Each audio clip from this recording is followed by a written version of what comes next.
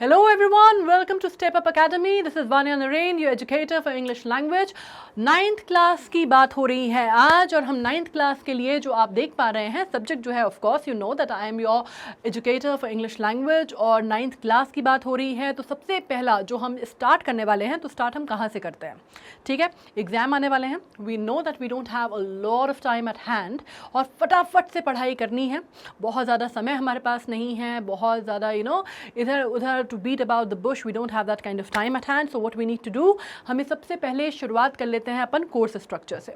और जैसा कि आप यहाँ पे पढ़ पा रहे हैं पीछे, सबसे इम्पॉर्टेंट चीज़ कि ये इधर उधर से लिया हुआ या खुद फॉर्मुलेट किया हुआ बनाया हुआ कोर्स स्ट्रक्चर नहीं है। ये हमें मिलता है CBSE बोर्ड के द्वारा और ये इनकी ऑफिशियल वेबसाइट पे दिया हुआ है। सो ऑफकोर्स इसकी ऑथेंटिसिटी के ऊपर तो क्वेश्चन किया ही नहीं जा सकता, राइट। ये 2022 एंड 23 के एग्ज़ाम के लिए है। ऑफकोर्स बहुत सारी चीज़ें जो हैं उसमें कर्टेल ऑफ हुई हैं, बहुत सारी चीज़ों में परिवर्तन हुआ है, चेंजेस हुए हैं। So we need to understand कि किस तरह के जो भी हार्डली अगर चेंज हुआ भी है, आप लोगों ने पढ़ा हुआ है, आप लोग already you people are already studying that subject, तो आपको मालूम है, आपको क्लासेस में स्कूल में भी बता दिया गया होगा। तो वो सब कुछ हम यहाँ पे समझने वाले हैं, क्या क्या चीज़ें हैं, किस तरह की मार्किंग स्कीम्स होंगी, किस तरह के ओवरऑल मार्क्स होंगे, क्या डिवीजन ऑफ मार्क्स होगा, किस तरह से चीज़ें पूछी जाएंगी, सब कुछ हम डिटेल में करने वाले हैं। And once we are through with this then हम अपनी पढ़ाई पे फटाफट फोकस कर सकते हैं, right. So let us begin with this the course structure by CBSE board for class 9th। Now course structure में जो सबसे पहली बात हम कर रहे हैं, हम सेक्शन वाइज ले लेते हैं, ठीक है। Section A, B and C as you can see, right. 3 sections पे ये एग्ज़ाम जो है वो डिवाइडेड है, ऑलराइट।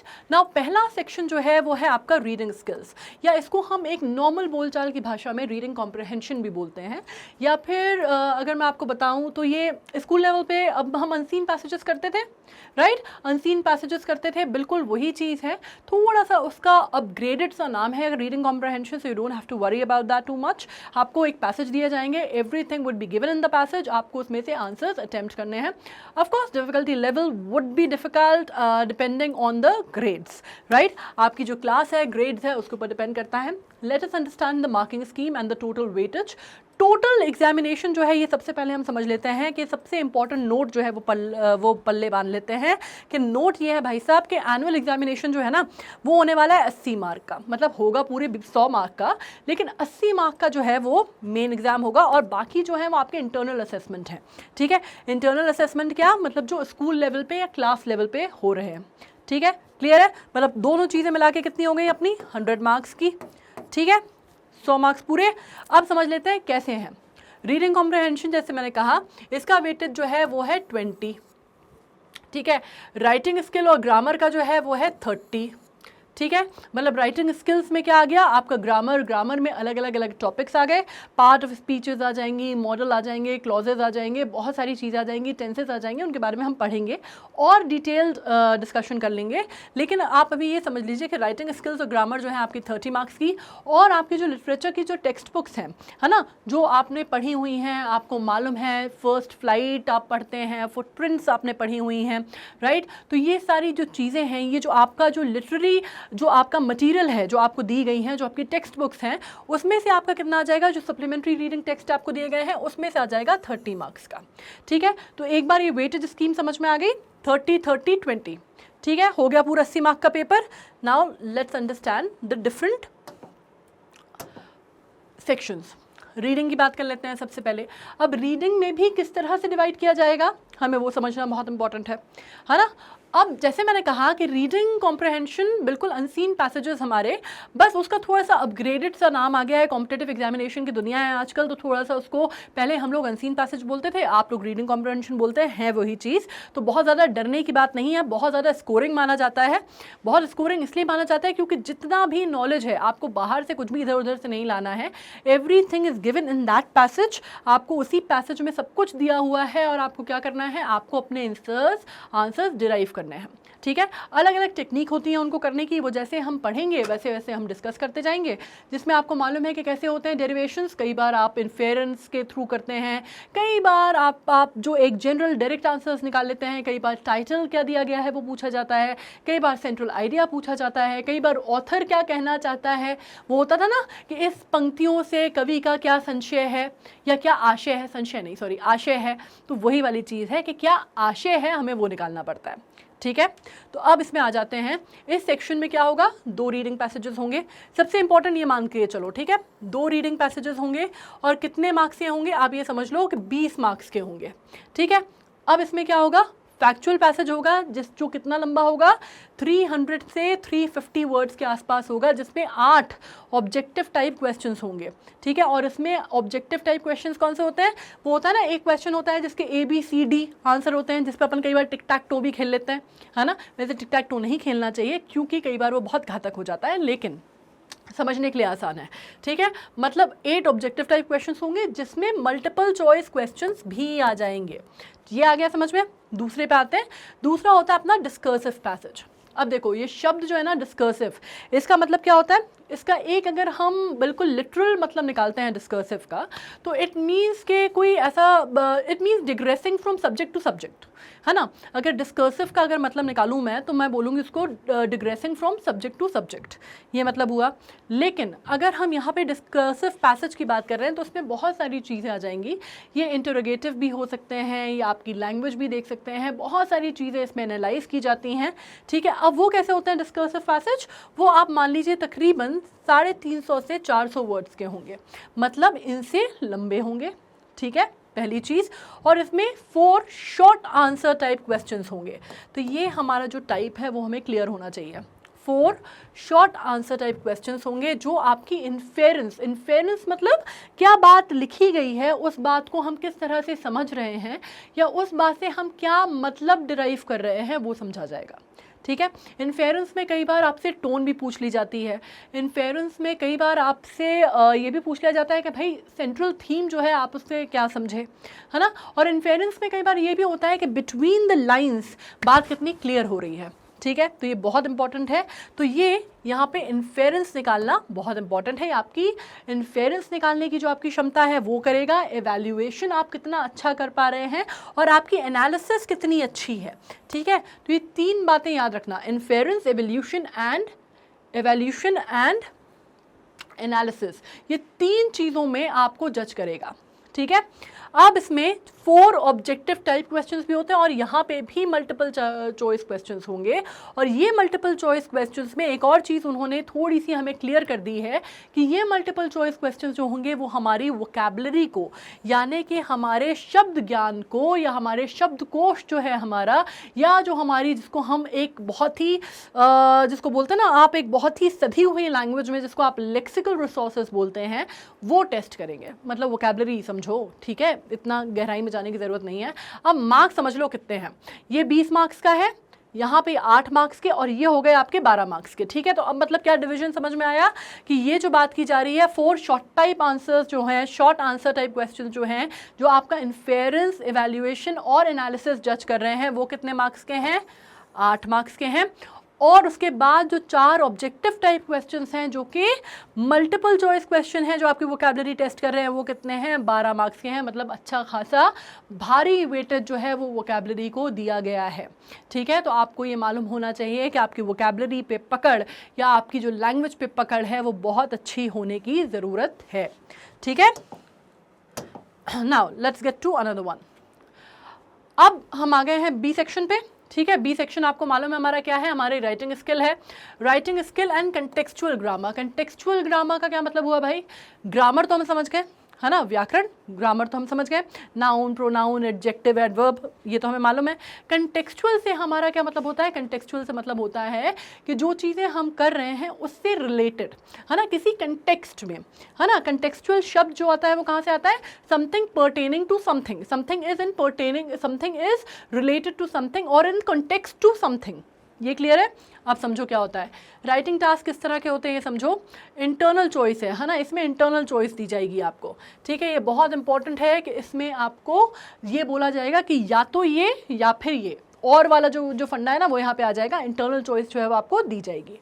ठीक है, अब इसमें करना क्या है, राइटिंग आपको करनी है इनफॉर्मल लेटर, ये तो पता होगा ना, फॉर्मल लेटर, इनफॉर्मल लेटर। ठीक है, इनफॉर्मल लेटर लिखना है किस पे, आपको कोई सिचुएशन या डिस्क्रिप्टिव पैराग्राफ दिया जाएगा, या फिर आपको क्या दे दिया जाएगा, कोई person, place, event, diary entry, कुछ भी आपको दे दी जाएगी। एक कोई भी आप एक रैंडम चीज़ मान लो, ठीक है, वो आपको दे दी जाएगी। इसमें आपको करना क्या है, तकरीबन आपको 150 से 200 शब्दों में अपने विजुअल और वर्बल क्यूज की सहायता लेते हुए आपको ये फॉर्मल लेटर, इनफॉर्मल लेटर लिख के तैयार करना है। ठीक है, और कितने नंबर का है ये, मतलब ये टोटल समझ लो क्या है, contextual writing skills and contextual grammar 30 marks. ठीक है, फिर ये आपको 10-10 नंबर की 2 चीज़ें मिलेंगी। अब क्या है उसमें, नेक्स्ट चीज़ आ जाती है 4th नंबर पे, एक स्टोरी आपको लिखनी है। ठीक है, आपके अंदर का जो स्टोरी टेलर है ना, जो आपके अंदर का जो, जिसको आप कहते हैं कि बिल्कुल एक कोई क्रिएटिव जीनियस है, उसको बाहर उभारने की कोशिश की जा रही है। आपका जिसको कहते हैं ना छुपा हुआ कोई टैलेंट जो है कहानी कहने का, सुनने का, उसको निकाला जा रहा है बाहर।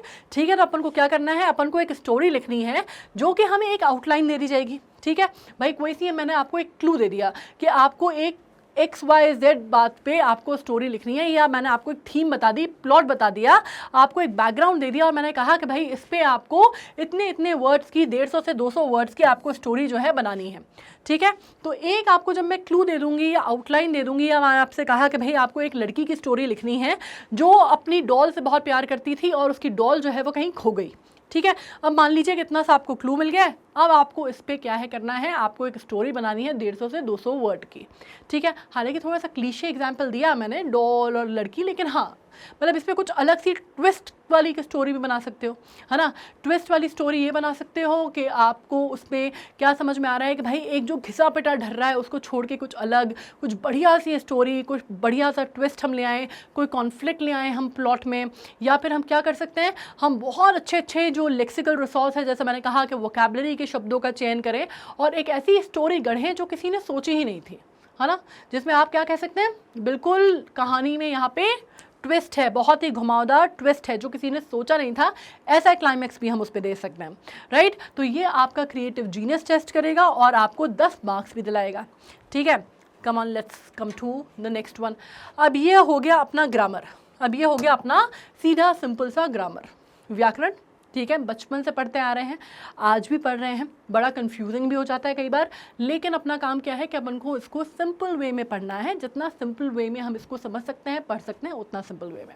तो सबसे पहले क्या आ जाते हैं अपने टेंसेस। ठीक है, टेंसेस कौन से होते हैं, पास्ट, प्रेजेंट, फ्यूचर। उसमें भी फिर अलग अलग चीज़ें आती हैं, सिंपल आता है, कंटिन्यूअस आता है, हमको ये सारी चीज़ें जो है पता होनी चाहिए, पढ़नी चाहिए। और टेंसेस तो एक ऐसी चीज़ है ना, हमारा ज़िंदगी में कभी इससे पीछा नहीं छूटेगा, ना बचपन में छूटा था, ना अभी छूटेगा, ना आप बड़े हो जाएंगे कॉम्पिटिटिव एग्जाम देंगे तब छूटेगा। ठीक है, टेंसेस एक ऐसी चीज़ है ना जो कि अगर लैंग्वेज में पकड़ में आ गई ना, समझ में आ गई, तो लैंग्वेज की जो ग्रामर है ना, वो अगर आपको एक बार ग्रामर समझ में आ गई, आपको मालूम है भाषा क्या होती है। जब हम भाषा की बात करते हैं तो लैंग्वेज वो होती है जिसकी अपनी ग्रामर होती है, जिसका अपना सिंटेक्स होता है। तो आपकी अगर मैं बोलूँ कि लैंग्वेज का सबसे, जिसको आप कहते हैं ना फाउंडेशन स्टोन जो होता है, वो ग्रामर होती है, और टेंसेस उसका भी सबसे इंपॉर्टेंट पार्ट होता है। अगर पार्ट ऑफ स्पीचेस और टेंसेस देखते हैं तो ये दो ऐसी चीज़ें होती हैं जिसकी अगर पकड़ समझ में आ गई तो ग्रामर समझ में आ जाएगा, और ग्रामर समझ में आ गई तो भाषा समझ में आ जाएगी। ठीक है, तो टेंसेस हैं। मॉडल्स अपन को मालूम है, जैसे अपन ऑक्सिलरी बोलते हैं, जिनको कैन वैन आपने सुना होगा ना, वो आ जाएंगे। पैसिव वॉइस और एक्टिव वॉइस सुना होगा। ठीक है, use of passive voice and active voice. अब सब्जेक्ट वर्ब कॉन्कर्ड है, इसको हम बेसिकली सब्जेक्ट वर्ब एग्रीमेंट के तौर पे भी समझते हैं सिंपल भाषा में। ठीक है, रिपोर्टेड स्पीच। अब रिपोर्टेड स्पीच आपको मालूम है किस तरह की होती हैं, है ना, डायरेक्ट, इनडायरेक्ट। उसके अलावा जब हम बात करते हैं तो इम्पेरेटिव होती हैं, एग्जेम्पलरी होती हैं, बहुत सारी चीज़ें होती हैं। ठीक है, इंटरोगेटिव होती हैं, तो वो बेसिकली बहुत इंपॉर्टेंट है हम रिपोर्टेड स्पीच पढ़ना। अब इसमें रिपोर्टेड स्पीच में उन्होंने 3 पार्ट दे दिए हैं, command and request, statement and questions. ठीक है, ये चीज़ें आ गई। तो आपका यहाँ पे तकरीबन हमारा जो ग्रामर का सिलेबस है वो तकरीबन पूरा मान लेते हैं। अब आ जाते हैं सी सेक्शन में, मतलब बी सेक्शन में 2 पार्ट थे, है ना, एक तो हमारा ग्रामर था, दूसरा हमारा क्या था, राइटिंग था, है ना, इनफॉर्मल लेटर और स्टोरी टेलिंग, तो वो कंप्लीट हो गया। अब अपन आ गए हैं सी में। सी में अपन बात कर लेते हैं literature text book and supplementary reader text. अब जो भाई आपको जो किताबें दी गई है ना, जो आपको पढ़नी है, जैसे कि बी हाइव है ना, उसमें 11 चैप्टर्स हैं, जानते हैं आप, ऑलरेडी पढ़े हुए होंगे आपने, ठीक है। अब तो एग्जाम आ गया है, सब कुछ कंप्लीट हो ही चुका होगा, तो अब उसकी बात हो रही है। अब क्या करना है, यहाँ पे आपको एक चीज़ समझनी है कि आपको जितने भी क्वेश्चंस दिए जाएंगे सब में इंटरनल चॉइस होगी, ठीक है। मतलब सब में आपको ये चॉइस मिलेगी कि आप कौन सा क्वेश्चन अटेम्प्ट करना चाहते हैं। और ये देख लो कितना है, 30 मार्क्स है, 60 पीरियड्स हैं। और इसको कैसे मल्टीप्लाई किया है इन्होंने, यहाँ पे देख लेते हैं, 7 पढ़ लेते हैं। 1 out of 2 extract from prose poetry plays for reference to the context, reference to the context आएगा, ठीक है।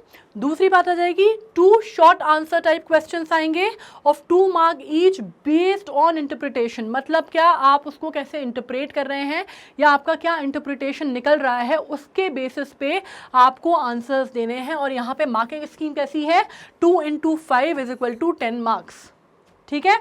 ये चीज़ क्लियर हो गई है। नेक्स्ट पे आते हैं 8th पार्ट अपना, 5 short answer type questions about out of 7 short answer type question from beehive end moment. ये तो आपकी किताबों के नाम है, तो आप जानते ही हैं, है ना, तो यहाँ पे तो कोई कंफ्यूजन आपको होगा ही नहीं, ठीक है। 5 शॉर्ट आंसर टाइप क्वेश्चन देने हैं out of 7 short answer type question from beehive and moments. 3 question out of 4 from beehive. कितने करने हैं भाई, 3 करने हैं 4 में से, ठीक है। टोटल 4 दिए जाएंगे, उसमें से 3 करने हैं बीहाइव में से, और 2 क्वेश्चन करने हैं किस में, टोटल 3 दिए जाएंगे किस में से, मोमेंट्स में से, उसमें से, ठीक है। और ये क्या टेस्ट करेंगे, ये आपका लोकल एंड ग्लोबल कॉम्प्रहेंशन जो है, थीम्स और आइडियाज़, कि आपकी क्या अंडरस्टैंडिंग है, आपको जो चीज़ें आपको टेक्स्ट बुक में दी गई हैं उसका जो कॉम्प्रहेंशन है या उसकी जो अंडरस्टैंडिंग है, कितना आपके बेसिकली सिंपल भाषा में कितना आपको वो बात जो है वो पल्ले पड़ी है, कितनी आपको समझ आई है, कितना आपका कॉम्प्रहेंशन है, कितना आपका एब्जॉर्प्शन है, वो टेस्ट किया जाएगा। और मार्किंग स्कीम अगेन कैसी है, 2 into 5 मीन्स टोटल 10 मार्क्स। मतलब क्या, आपको मार्किंग स्कीम भी समझ गई, रिलेटिवली थोड़ा अच्छा ही है, 10 नंबर मिल जाएंगे, ठीक है। अब इनको आपको आंसर कैसे करना है ये भी देख लो। वर्ड लिमिट है 30 से 40 वर्ड्स के बीच में ही इनको आंसर करना है। बहुत लंबी पोथी पुराण नहीं लिखना है, कितना ही लंबा लिख दो, इससे ज़्यादा 2 नंबर से ज़्यादा नंबर नहीं मिलेंगे, ठीक है। ये हम जब छोटे थे ना, तो हमको स्कूल लेवल पर हमारी मैम समझाती थी कि भाई कोई क्वेश्चन आया जो कि बहुत अच्छा लगा, बड़ा मन को भा गया, तो आपको लगा कि उस पर आप बढ़िया से लिख दो, ठीक है। तो उसमें वो बोलती थी कि भैया कितना भी लिख दो, जो मैक्सिमम नंबर है उससे ज़्यादा तो नहीं दे सकते ना हम आपको, ठीक है। तो जो 2 नंबर का है उसको उतना ही लिखना है जितना इंपॉर्टेंट है, उसको 5 नंबर या 10 नंबर जैसा ट्रीट नहीं करना है, ठीक है। 2 नंबर का है तो 2 ही नंबर जितना लिखना है, 30 से 40 वर्ड, दैट इज इट। अब 9th पार्ट पे आ जाते हैं। 1 out of 2 long answer type questions to be answered. मतलब क्या, 2 आपको दिए जाएंगे, उसमें से चॉइस दे दी जाएगी कि या तो ये दे दो या ये दे दो आंसर, वो आपको चूज करना है ना। और वो कितने वर्ड्स में लिखना है, वो थोड़ा सा लंबा है, तो हमें 100 से 150 वर्ड के आसपास का आंसर हमारा होना चाहिए। और वो कौन सी किताब से हमारी, कौन सी बुक से हमारे लिया जाएगा, बीहाइव से। और वो क्या टेस्ट करेगा, हमारी क्रिएटिविटी, हमारा इमेजिनेशन, हमारा एक्सट्रपलेशन बियॉन्ड द टेक्स्ट। और सबसे बड़ी बात वो ये देखेगा कि भैया जो टेक्स्ट में, जो किताबों में जो चीज़ें लिखी गई हैं, उसका अपने हिसाब से आपने क्या आकलन किया, या आपका उसका इन्फेरेंस क्या है, आपने उससे क्या समझा, क्या सीखा, क्या जाना, ये चीज़ आपकी यहाँ पे टेस्ट की जाएगी, है ना। और इसमें जो टेक्स्ट में लिखी हुई है, वो बिटवीन द लाइंस जो बातें पकड़ में आई या नहीं आई, उसका जो जिसको कहते हैं ना सार जो है, वो समझ में आया कि नहीं आया, ऑथर क्या कहना चाहता था वो समझ में आया या नहीं आया, आपको जिसको कहते हैं ना एक जिसको आउटलाइन कहते हैं पूरी, वो पकड़ में आई या नहीं, वो ये टेस्ट करेंगे, ठीक है। और ये जो पैसेज बेस्ड क्वेश्चन होगा, इसको सिचुएशन या प्लॉट फ्रॉम द टेक्स्ट से लिया जाएगा। ये बड़ा इंपॉर्टेंट पॉइंट है, ठीक है, इसको बिल्कुल मिस नहीं करना है कि कैसे लिया जाएगा। ये जो क्वेश्चन है ये लिया जाएगा, पैसेज बेस्ड क्वेश्चन है जिसको प्लॉट या सिचुएशन से लिया जाएगा टेक्स्ट की। और टेक्स्ट कौन सा है, बीहाइव। और नंबर कितने हैं, 8 मार्क का क्वेश्चन है ये। मतलब सोच लो कि वहाँ पे 5 क्वेश्चन करोगे 2-2 नंबर के, तो कहीं जाके 10 मार्क्स मिलेंगे। अगर ये एक ही सही कर दिया तो हमें सीधे सीधे 8 मार्क्स जो है हमें सिक्योर कर लेंगे हम, है ना। आते हैं नेक्स्ट पे, अब 10th में बात कर लेते हैं। अब इसमें क्या किया जाएगा, इसमें भी वही सेम पैटर्न फॉलो किया है। 2 क्वेश्चन दिए जाएंगे, एक करना है हमें, 1 आउट ऑफ 2 करना है, long answer type question from the book. Moment जो हमारी किताब है मोमेंट्स है ना, दूसरी किताब जो है हमारी मोमेंट्स, उससे किया जाएगा। और ये on theme of plot involving interpretation, extrapolation beyond the text, inference of the character sketch होगा, ठीक है, या फिर इन्फेरेंस होगा या फिर कैरेक्टर स्केच, मतलब जो उसके जो कैरेक्टर हैं उनका जो पोर्ट्रेयल है या उनका कैरेक्टर स्केच है वो भी उसमें आ सकता है। और अराउंड सेम नंबर्स हैं, 100 से 150 नंबर का, और ये भी 8 मार्क्स का है। तो मतलब ये समझ लो कि 2 क्वेश्चन अगर अपन ने सही कर लिए तो 16 मार्क्स अपने कहीं नहीं गए, ठीक है। चलो इंग्लिश में पूरे 16 के 16 नहीं भी मिलेंगे तो 16 में से 15 मिलेंगे, but that is also a fair enough score, ठीक है, ये चीज़ क्लियर है।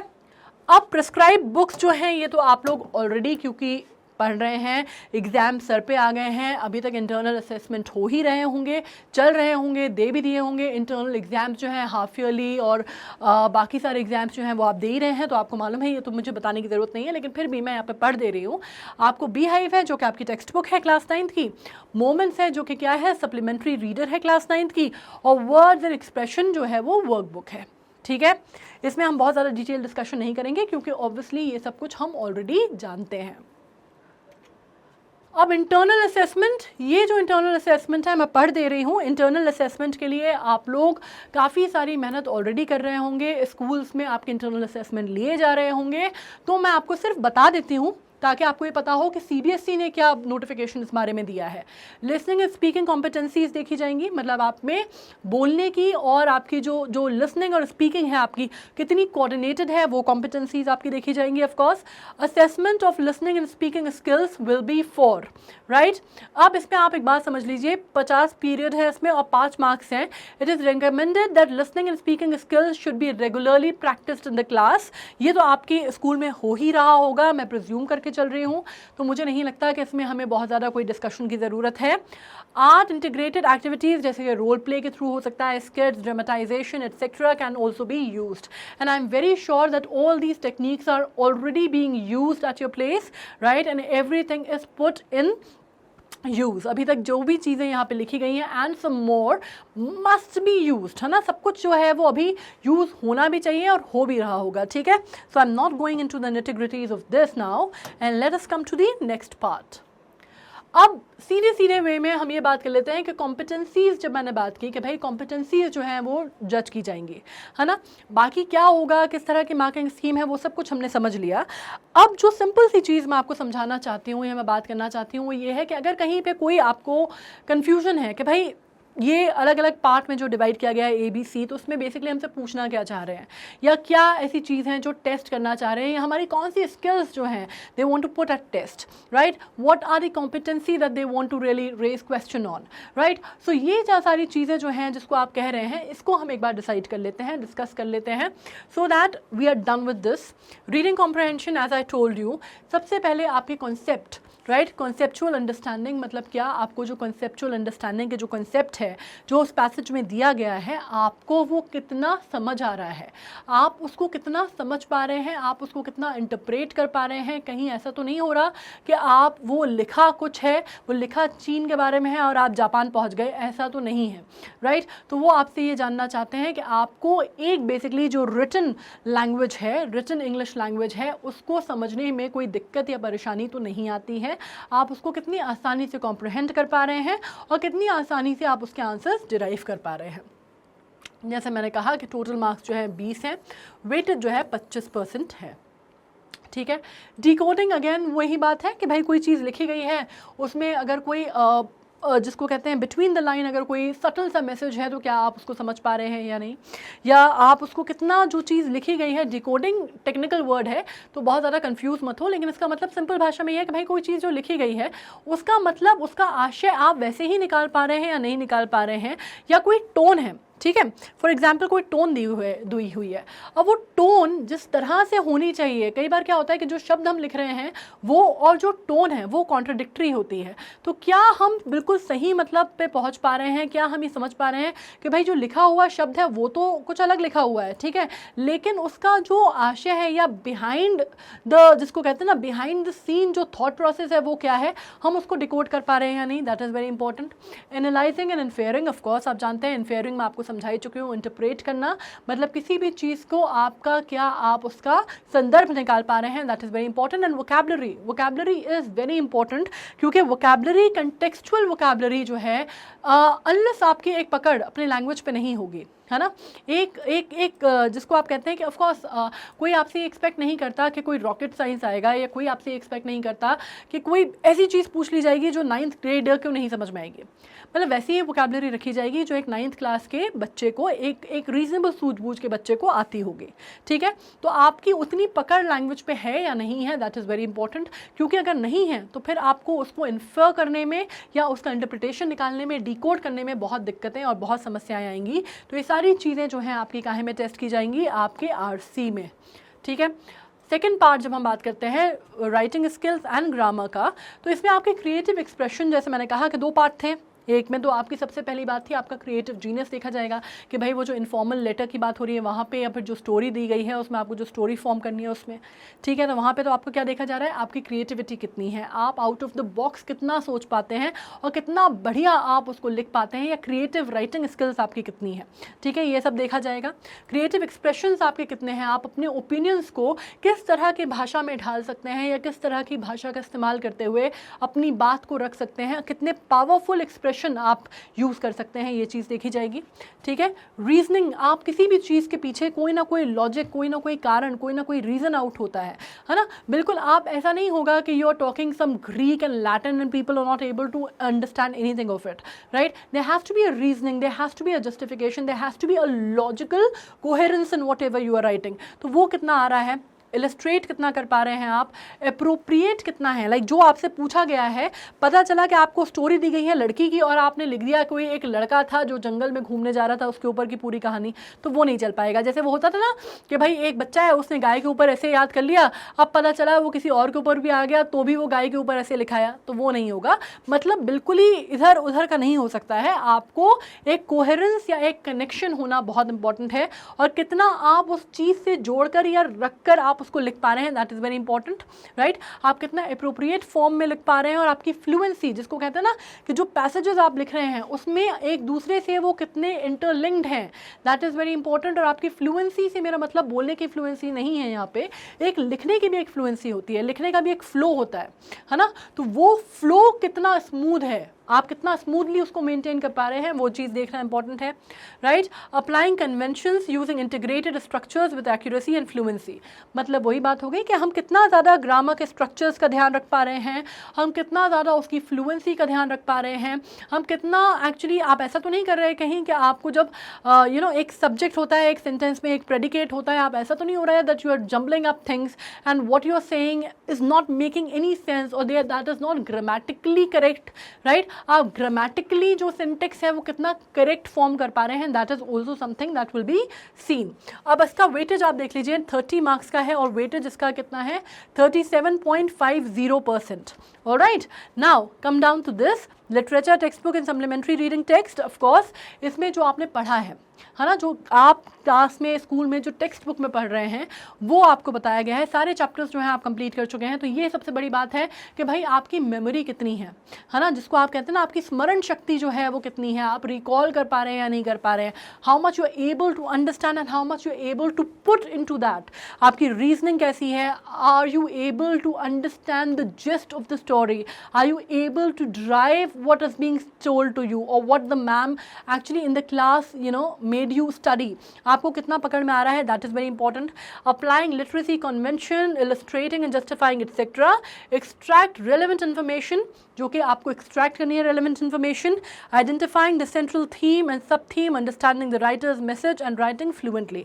ऑफकोर्स जो राइटर ने लिखा है वो किस माइंडसेट से लिखा है, क्या सोच के लिखा है, ये आप कितना याद कर पा रहे हैं, दिस इज वेरी इंपॉर्टेंट। आपको ये सारी चीज़ें अपने ध्यान में रखना है जब आप आंसर्स लिखेंगे। And this is again 30 marks and the weightage is 37.50 and which comes down to 80 marks in all, right। जैसे मैंने कहा 80 मार्क का होगा तो 80 मार्क यहाँ पे आपके पूरे होते हैं। So with this we have come to an end। हमने बात कर ली है हमारे कोर्स स्ट्रक्चर पे। आई एम श्योर आपको समझ में आ गया होगा। अगर कोई चीज़ ऐसी है जो समझ में नहीं आई, या ऐसा लगता है कि यार मैम ने ये चीज़ तो बताई नहीं, या इस बात का तो कन्फ्यूजन रह गया, तो नीचे कमेंट सेक्शन में लिख सकते हो and I will try to get back. ठीक है, कोई कन्फ्यूजन की बात नहीं है, कोई किसी चीज़ से डरने की ज़रूरत नहीं है। हम पूरी एनालिसिस, पूरी डिटेल्ड पढ़ाई जो है, वन शॉट वीडियोस जो है हम करने वाले हैं एग्ज़ाम टाइम पे। आपको सारा जो भी आपका मटेरियल है, कंटेंट है, जो भी चीज़ें आपके दिमाग में चल रही हैं, आपको सब चीज़ों के सोल्यूशन यहाँ पे मिल जाएंगे। ठीक है, स्टेप अप अकेडमी, लेकिन उसके लिए करना क्या पड़ेगा, उसके लिए करना पड़ेगा सब्सक्राइब। ठीक है, स्टेप अप अकेडमी को आपको करना पड़ेगा सब्सक्राइब, ताकि आप आसानी से हमारे वीडियोस देख सकें, हमारे वीडियोस आप तक पहुंच सकें। और जैसा कि आप यहाँ पे देख पा रहे हैं कि हम बेसिकली हर चीज़ के बारे में बात करते हैं। मतलब जो स्कूल की जो रेगुलर पढ़ाई है सीबीएसई, वो तो ठीक है, उसके अलावा भी अगर आप देखते हैं हम सीबीएसई, आईसीएसई, सारे स्टेट बोर्ड्स कवर करते हैं। नीट, जेई, सीयूटी, क्लैट, इस तरह के जो एग्ज़ाम्स हैं उनके लिए भी हम अपने स्टूडेंट्स को प्रिपेयर करते हैं। तो एक जिसको कहते हैं ना, under one umbrella, under one roof आपकी सारी पढ़ाई जो है वो कंप्लीट होने वाली है।